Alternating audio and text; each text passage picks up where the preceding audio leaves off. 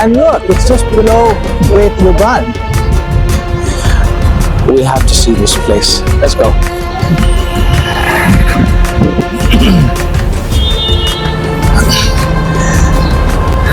So here we are. Here we are. We are in Muska. You know, I heard this place has over 150 years of history. Did you hear that? I did not know this. Well, let's go see what the history is. I know, right? Oh, here's another thing. It used to be a hotel, you know, and before that, a hospital. I love the sign. Oh, look at that. We're up there. Hello. Hello. Oh, and look at this. A door. A door. Wow. Well, I believe it's on the first floor. Here it is, Muska Cafe and Art Gallery. Huh? Oh, look, they've got a Iranian frame on today.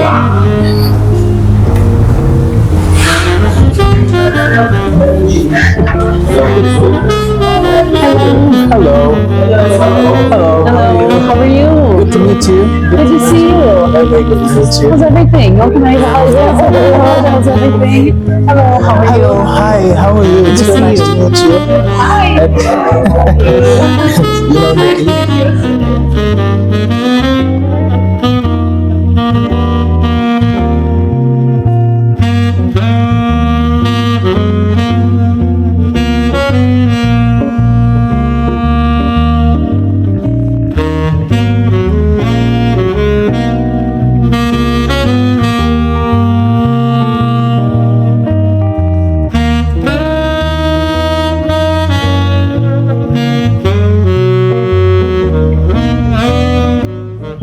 Here we go. Marhaba, good day to everyone watching.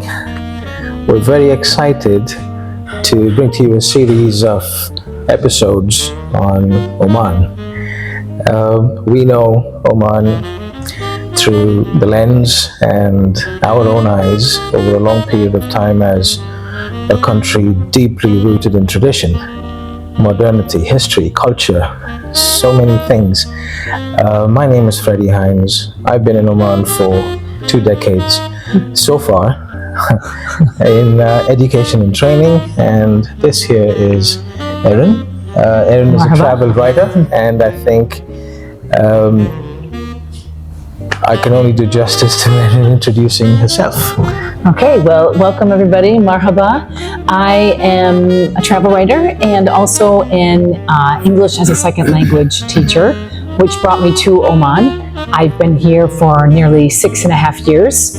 Most of the time, 6 years I was in Sur, and then recently moved to Muscat in November. So still adjusting to Muscat life. But Freddie, like you said, we know the beauty of Oman, and we wanted to share our experiences and knowledge and just share it with everybody else about Oman. Absolutely, absolutely. Well said. And she just pulled the words right out of my mouth. So my question to you, Erin, what's been the inspiration behind your journey so far? When did you discover this? When did you discover you wanted to write? Was it a thing for a long time, or how did this happen? I think, well, you know, during the pandemic, well, let me reverse before that. So I was an ESL teacher in China for 5 years. And, no kidding, okay. Yeah, and then after that, I decided that I wanted to move to somewhere else. I love learning about cultures, and I was willing to go anywhere in the Middle East. So I happened to be at a training conference, and then Oman was on there for a list of job fairs. And I interviewed, and I got hired for Oman. And luckily, I ended up in Sur, which was great. A few people had recommended, see if you can go to Sur because it's centrally located. You've got 2 hours from Muscat, an hour and a half from the desert, nearby hiking spots, 20, 30 minutes away. And luckily, the college put me in Sur. And then I'd always had, when I was in China, I had a blog that I just would write, for friends and family, just about the everyday mishaps in China, because there's never a dull moment in China. So I thought I really want to somehow get into travel writing. And then it was actually during the pandemic where I found a travel writing conference online, and I decided to attend the conference. And then from there, that's when I got into travel writing. So it was pretty recent. Yeah, it was it was actually really recent. And I realized that, especially being in Oman, there are so many stories. I mean, I write not only about Oman, but other places that I travel to outside of Oman. But it's been an incredible journey so far, and I can't wait to see what else is in store. Oh gosh, I can't wait either. Why the Middle East? I think just for me, somehow the Middle East was fascinating to me. I had spent 5 years in China, so I did a lot of travel around China and Southeast Asia, and the Middle East was kind of unknown, and it was just kind of mysterious in a way. True. And then I had talked to some people who had worked in the Middle East, and they had worked in Bahrain and Saudi Arabia and Oman, and I just, for some reason, it's just, okay, I just knew it's time for me to try anywhere in the Middle East. True. No, you're right. Having been here myself for so long, there is something that just sort of keeps you here. Yeah. if that makes any sense, It does, and I wanted to ask you, because you have been here for 2 decades. So tell us, what brought you here? 2 decades, yes. I didn't know about Oman before, so sorry, truth be told. Oman happened by accident. As I mentioned earlier, my background is hospitality, so it's been restaurants, kitchens, bars, nightclubs, hotels for a very long time. And you get to a stage when you've been there, done that, what next? So this opportunity came 20 years ago, where they were looking for educators for hospitality training. So that's how Oman happened to me. And 2 decades on, I'm still here, so something must be right. Well, obviously something keeps you here, and I want to know, why hospitality? I mean, I know you said that you kind of stumbled upon this and this kind of came to you, but why in general? Why hospitality? And what, I guess after that, what advice would you give to people going into hospitality? That's a really good question, because I discovered that my personality tended to come out when I was in front of people. So it's quite apt, because hospitality is about people. In our business, we don't deal with Levi's or Pepsi. These things sell themselves. We deal with people, right? And it takes a special type of personality to deal with people over such a long time, and also in the world's most popular industry for no reason, So yes, it has been rewarding, an education in itself. It's had its challenges, but so does life. You just learn to get up, move on, soldier on. Yeah. And then for you, you've been here for 2 decades, so obviously a lot of things have changed over the last 20 years. So can you tell us maybe a few things that stand out in your mind of maybe major changes, or even not so major changes? Well, one major change I can think of right now off the bat is traffic. Oh, yes.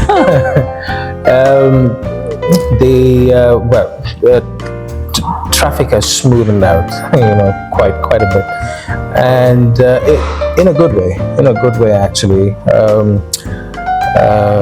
The infrastructure has grown really well, road networks, and with Oman's popularity just growing and growing and growing, it's just as well, it's just something that happens to be working out for, a country like this one, where connectivity is a lot easier than it used to be. So if I had to single out one thing, I would say connectivity in all forms. Road, even communications. You know. Yeah, and for you, I mean, you've been here, 2 decades now. What makes Oman special? Because as you just said, a lot of people even more and more tourists are coming here, and more people are, in tune with Oman or learning and hearing about Oman. So in your mind, what makes it so special? Good one again. I honestly don't know where to start. There's so many things that make this such a special place. I mean, it's safe to say I grew up here. Professionally. I mean, my kids grew up here, and this is all they know. I think it's just the sheer hospitality of this place that gets me, and I think it's safe to say it gets a lot of people as well, because it's just deep rooted. Yep. It's so much a part of the culture. Yeah. Hospitality is something that comes naturally to the Omani people, to the country. It's a no-brainer, really,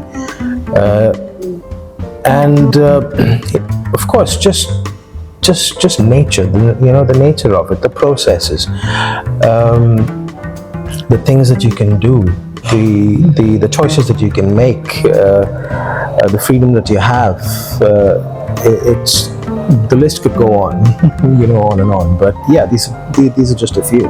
Yeah, and I think you made that. It's such a good point to make that Oman is. Whenever I write anything about Oman, it's like the first thing I mention is Oman is known for its hospitality. Yeah. Because anywhere that you go, you're right. Anywhere that you go, it's just come, have coffee, have this, have that, come to my house, this and that, and they'll do it, and anyone will do anything for you, which I think is such a beautiful thing, and I agree with you. It's one of the best things. Seriously, I mean, there's a reason why it features top 10 best or safest places to live. There's a reason for it.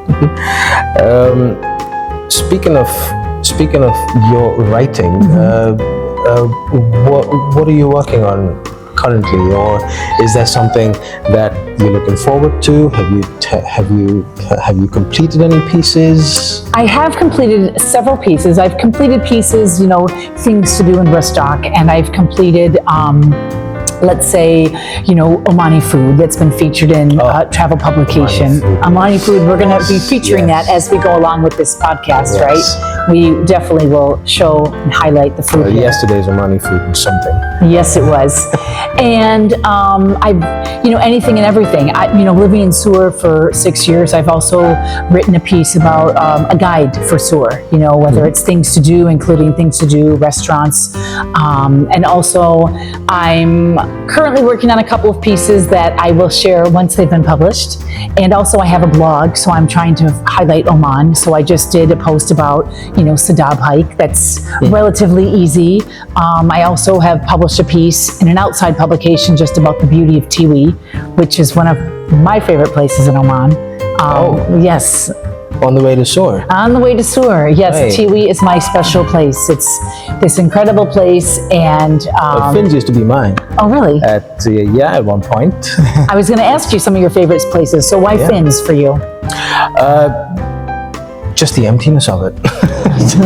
Just the emptiness of it. Just getting lost in the beauty of what used to be.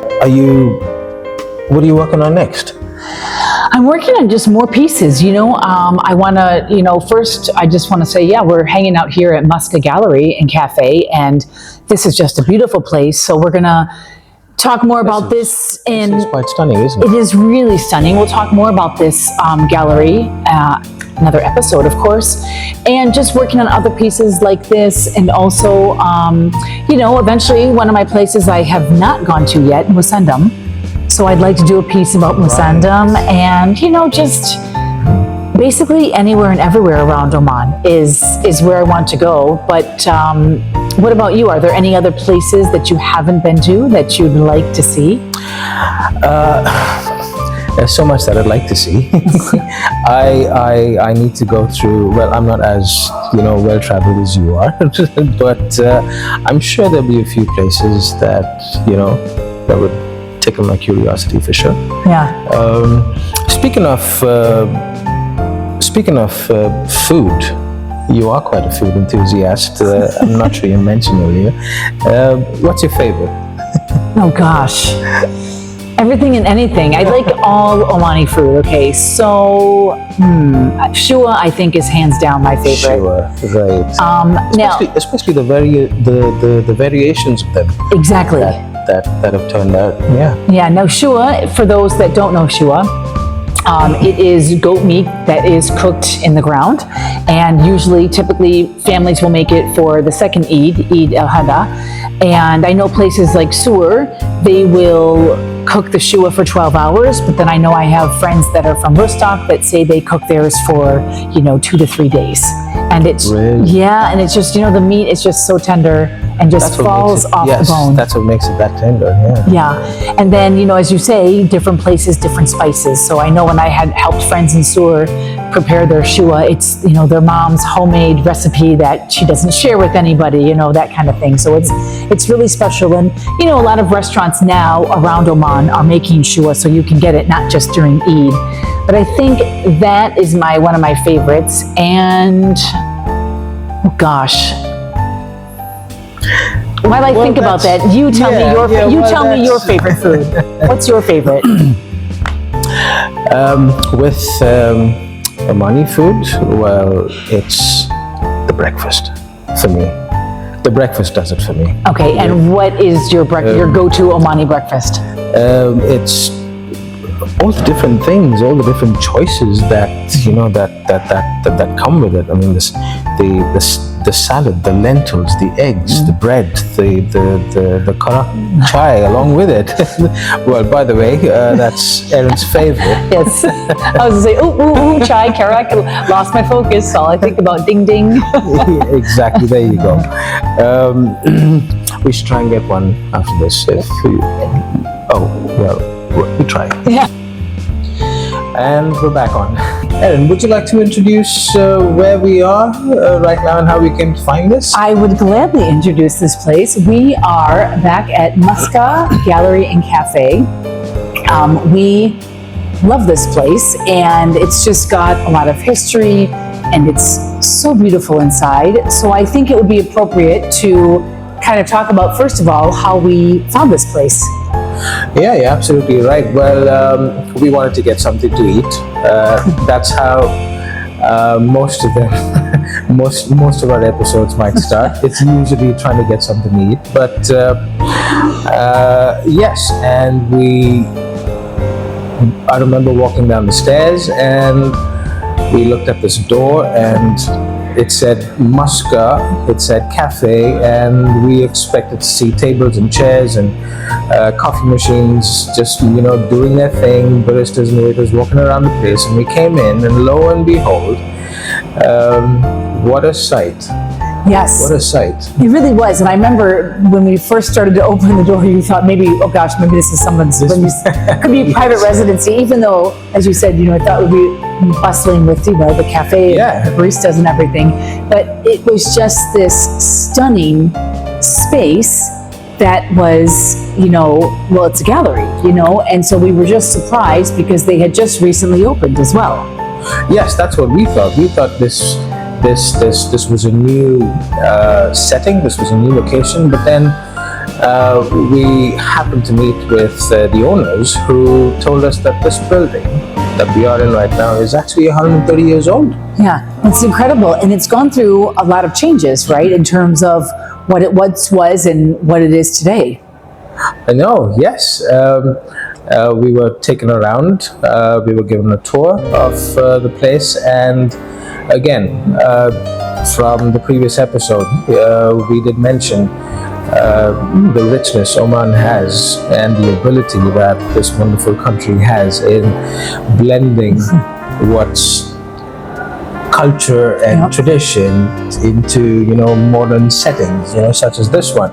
I am currently sipping an Americano in a 130-year-old building that used to be a hotel at one point. Yeah, I was amazed by that. And if I'm not mistaken, before the hotel, it was a hospital, correct? That's right. Yes, you're right. it used to be a hospital, and it was later converted into a hotel, and before it was acquired for this purpose right now by the owners about 7 years ago. Yeah, about seven and a half years ago. And currently, some of the activities that go on in this beautiful setting are well, first of all, it's a gallery. It's an art gallery, and some of the paintings that we've seen here are absolutely stunning. Yeah. I actually wrote down the name of one aspiring artist,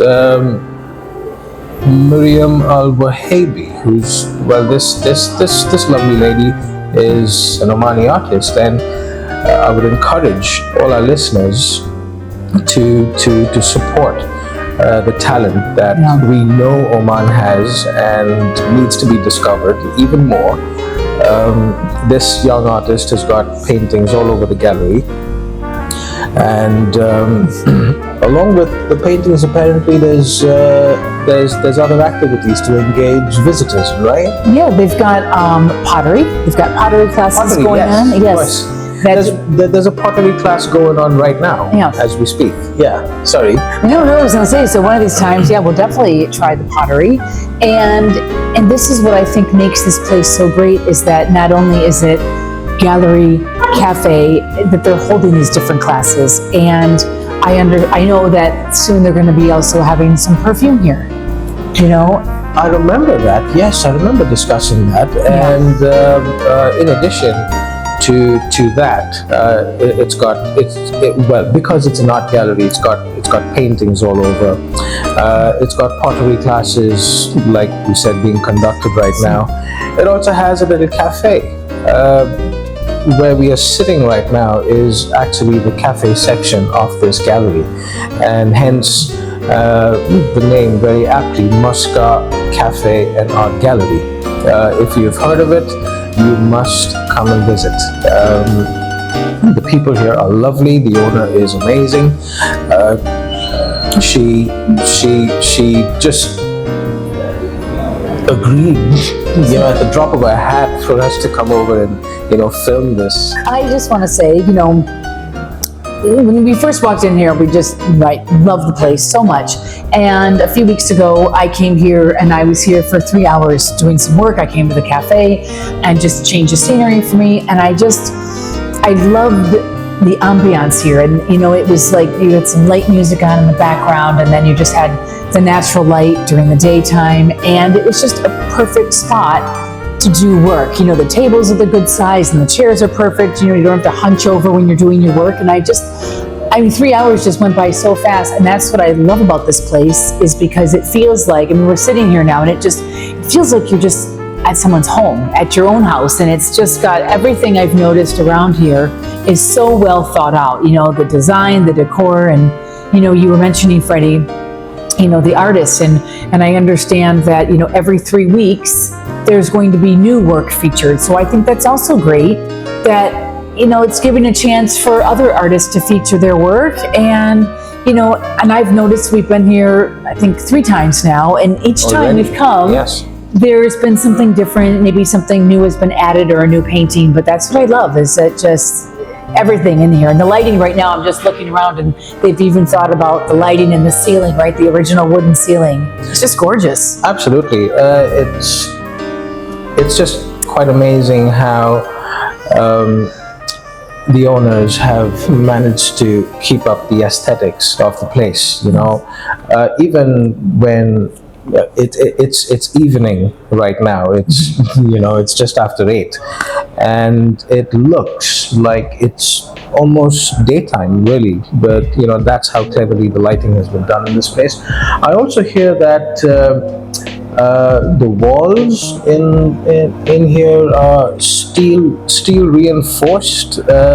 Just to hold the building up, which is incredible. It's quite amazing. The furniture is something else. The lighting, as you said, is just something else.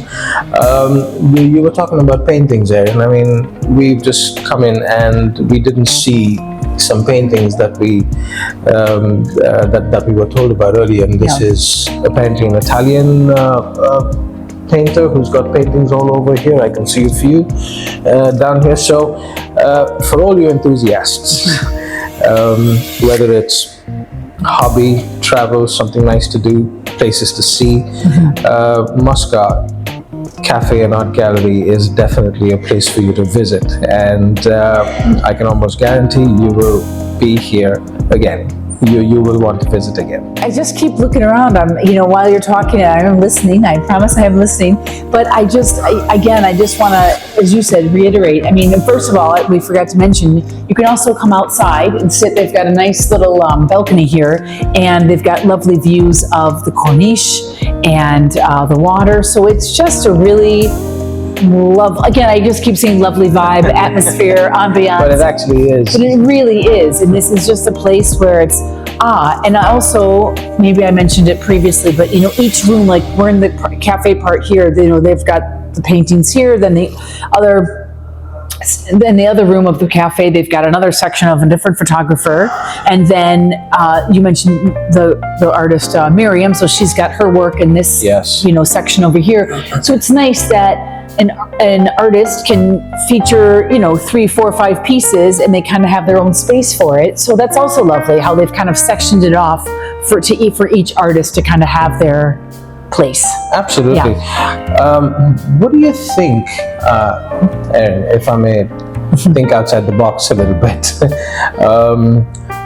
You're a travel writer. Yeah. You love to write stories. Yeah. You are really good at it. Oh, thank you. What do you think about doing a story on this place? Oh, I think this would be phenomenal. I mean, when we first came here, I was thinking when we thought about this would be a great spot for the podcast, that was a no-brainer, right? And then I was thinking, as we were learning about the history and the story behind this once hospital, hotel, and house, and all these things, and then I thought, this is definitely a story. And just the fact of the spot they've chosen and this space, and you can tell that every detail here has what's the word I'm thinking of? Give me a moment. Meticulously designed. Exactly. That is perfect, right? Because everything has been so carefully thought out, and they've really thought of everything and the details of. I mean, we're just the horses here behind us, and just incredible work, and everything is original. And I mean, even just you were talking about drinking having hot chocolate, you're having the Americano, and just these nice ceramic cups, and everything is just this gorgeous wooden table that's right in front of us. And it's just, that's why, to answer your question, I've made a long story. I mean, short.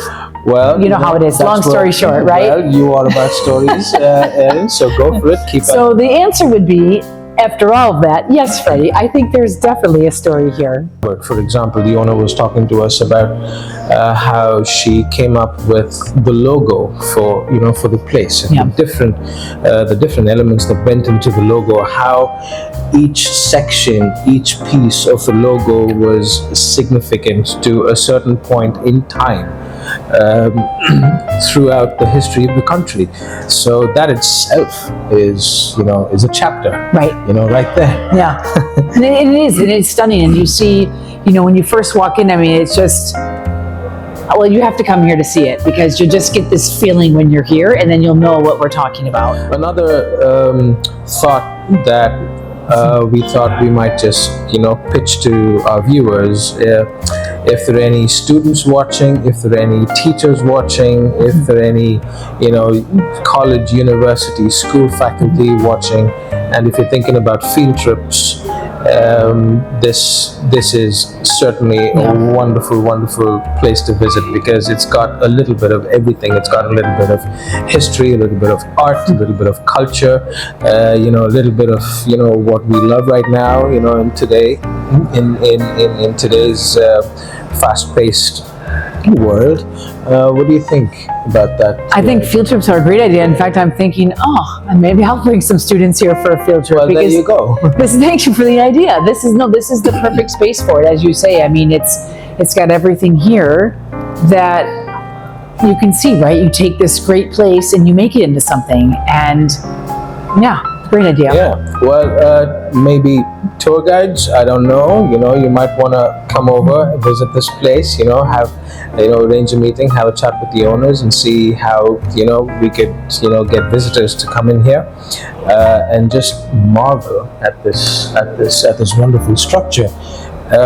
Tucked away, Yeah. opposite the fish souk in Mutrah at the Corniche, because that's where we are right now. On that note, thank you very much for watching. As always, yes, if there's anything else you'd like us to talk about, any suggestions you have, any feedback you've got, please feel free, to ping us in the comment section. Ma salama.